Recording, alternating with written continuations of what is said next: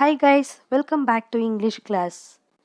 Before we enter into this poem, we see few things about trees. Everyone likes to enjoy the nature. One of the most beautiful gift from the nature to us, trees. The trees are helpful to us in many ways. It gives pleasure to our mind. So, today's session we are going to learn from Unit 2 poem. The title is Our Casuarina Tree and it was written by Toru Dutt. First, we see the gist of the poem. Our Casuarina Tree is a poem published in 1881 by Toru Dutt, an Indian poet. It is an autobiographical poem. The poem underlines the importance of memories in human life. In this poem, Toru Dutt celebrates the majesty of Casuarina tree that she used to see by her window and remembers her happy childhood days spent under it and revives her memories with the beloved siblings. It still remains one of the most popular poems in modern Indian literature. Let's see the poem in detail. Like a huge python winding round and round, the rugged trunk indented deep with scars, up to its very summit near the stars. A creeper climbs in whose embraces bound. No other tree could live, but gallantly the giant wears the scarf and flowers are hung. In crimson clusters all the boughs among, whereon all the day are gathered bird and bee. And oft at night the garden overflows with one sweet song that seems to have no close, sung darkling from our tree while men repose. In the first stanza, the poetess gives the description of the tree. The casuarina tree was rounded by the creeper is just like a python. The creeper left deep marks in the tree up to its top. No other tree except a casuarina tree can be impressed by this creeper. But this tree is very tall, looks like a giant wearing a scarf. The tree is covered with creepers which bears a red crimson flower and the bees gather round the tree. Every day night the garden echoes the song of a nightingale. The bird sings all through the night until sun rises while men take rest. When first my casement is wide open thrown, at dawn my eyes delighted on it rest. Sometimes and most in winter on its crest, a grey bamboo sits statue like alone, watching the sunrise while on lower boughs his puny offspring leap about and play. And far and near kokilas hail the day, and to their pastures went our sleepy cows. And in the shadow on the broad tank cast by the oak tree so beautiful and vast, the water lilies spring like snow in mast. Here, every day when the poet opens her window at the sunrise time, she was very delighted to see the trees. Sometimes, during winter season, a baboon sits like a statue to watch the sunrise.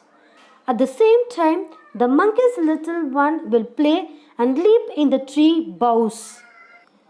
The song sung by the kokila will hear very far places and near places too. Same as the sleepy cows stroll to their pastures. The shadow of the tree is falling near the pond like tank which is covered with water lilies. Everywhere just look like the snow gathered in the pond like tank. But not because of its magnificence. Dear is the casuarina to my soul. Beneath it we have played, though years may roll. O sweet companions, loved with love intense. For your sakes, shall the tree be ever dear. Blent with your images, it shall arise. In memory, till the hot tears blind mine eyes, what is that rich like murmur that I hear? Like the sea breaking on a shingled beach, it is the tree's lament on eerie speech, that haply to the unknown land may reach. The poet says that not only its magnificence is dear to her because she spent most of her childhood days with her siblings near the tree. Though she was far away from the tree, she can remember the image of the tree very well. After that, she can hear trees mourn in her place. It's very strange because the tree to miss the poetess so the mourn could reach the far places too. Here, the poetess strongly believes that the nature communicates with the human beings, unknown yet well known to the eye of faith. Ha, I have heard that wail far, far away, in distant lands by many a sheltered bay, when slumbered in his cave the water wraith, and in the waves gently kissed the classic shore of France or Italy beneath the moon, when earthly lay tranced in a dreamless swoon, and every time the music rose before mine inner vision rose a form sublime. Thy form, O tree, has in my happy prime. I saw thee in my own loved native clime. The poetess says that those who have faith, they can hear the tree mourn in unknown places too. The tree's lament reaches the land across the border.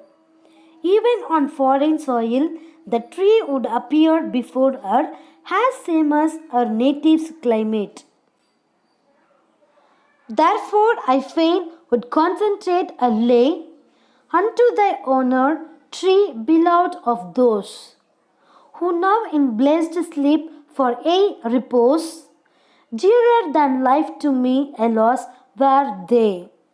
Mayest thou be numbered when my days are done with deathless trees like those in Borrowdale, under whose awful branches lingered pale fear, tumbling hope, and death the skeleton, and time the shadow, and though weak the verse, that made thy beauty fain, oh, fain rehearse, may love defend thee from oblivion's curse. Here, the poetess would like to dedicate a lay on the honor of the tree. Tree is dearer than life to her. She consecrates the tree's memory to her loved ones who are not alive. She loves them above all. For their sake, she immortalizes the tree through this poem, like the poet Wordsworth, who sanctified the yew tree of Borrowdale Valley in his poem. Finally, she expresses her wish that the tree should be remembered out of love and not just because it cannot be forgotten. Let's see a few glossaries from the poem. Gallantly, graciously. Repose, rest. Kokilas, a type of bird similar to the cuckoo. Or white frost deposits on the tree. Enmast, amassed. Shingle, rocky. Sublime, glorious. Fain, eagerly. Oblivion, a state of forgetfulness. Wraith, apparition. Lay, amateur. Let's see about the poetess. Toru Dutt was born on 1856 and died on 1877. She was a Bengali poet from the Indian subcontinent who wrote in English and French. She was the third daughter of the family. The Dutt family was a family of distinguished intellectuals and poets. She also had the advantage of being taught by excellent English tutors at home. Toru, with all her exposure to an involvement in Western life and culture, loved the land of her birth and remained thoroughly Indian in her consciousness and sensibility. Her well-known collection of poems, ancient ballads and legends of Hindustan. Her Casuarina tree, the most well-known of Toru's poems, was included in her miscellaneous poems. Okay children, up to this the poem gets over. Hope you have enjoyed this and don't forget to do the assignments. Thank you.